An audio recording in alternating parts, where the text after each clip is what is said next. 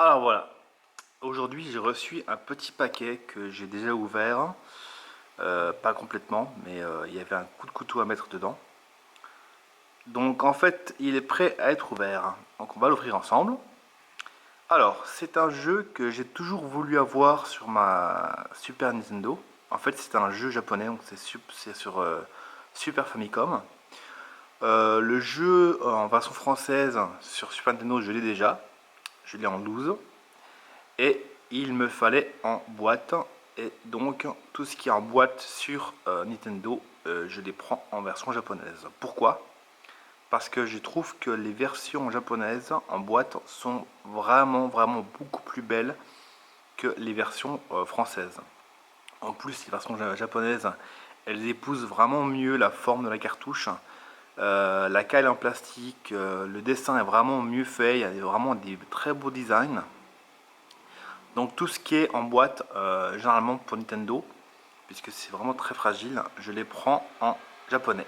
Donc généralement j'ai la version en loose en français et j'ai la version en boîte en japonais. Voilà, donc aujourd'hui j'ai reçu ce paquet que je vais ouvrir avec vous. Et c'est un jeu sur Super Famicom que j'ai vraiment adoré. J'ai joué avec mes amis. Alors en fait c'est un 10, hein. C'est un jeu où on joue à plusieurs. Alors, essayons d'ouvrir ça avec une main sur l'appareil photo et l'autre main à la main gauche, à la main droite. Voilà. Donc petite boîte de biscuits parce qu'il fallait que ça soit un truc. C'est pas moi du biscuit d'ailleurs, c'est une boîte de riz, de plat cuisiné. Alors j'ouvre. Voilà, petit journal que j'ouvre. Voilà, et là, tout de suite, on trouve le jeu. Voilà, le voilà. Pour ceux qui connaissent ce... Alors, je vais vous montrer. Pour ceux qui connaissent ce jeu, c'est Secret of Mana sur Super Famicom. Alors, le nom en japonais, bizarrement, je l'ai toujours su jusqu'à aujourd'hui. Et Sengeki Densetsu, je crois, le 2. Donc c'est le jeu qu'on connaît sous le nom de Secret of Mana sur Super Famicom, Super Nintendo. Donc le voilà. Alors en fait, le jeu, il est vraiment, comme vous voyez, là je suis vraiment content parce qu'il est en super bonne condition. Il est il est vraiment en très bonne condition. Donc, je vais l'ouvrir. Alors toujours d'une main parce que l'autre est sur la caméra. Voilà, ça descend, voilà.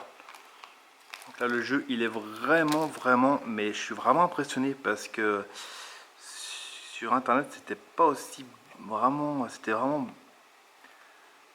pas aussi bien montré, mais là c'est vraiment nickel.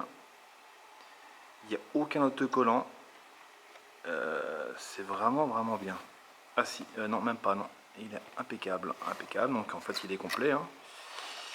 Il est complet, donc je vais l'ouvrir un petit peu. Voilà, il y a la notice. Superbe. Voilà, très belle notice. Et le jeu, voilà, avec la petite notice en dessous pour les japonais. Donc voilà, le jeu complet, Secret of Mana. Là, je suis vraiment content parce que ça faisait vraiment longtemps que ce jeu manquait à ma collection.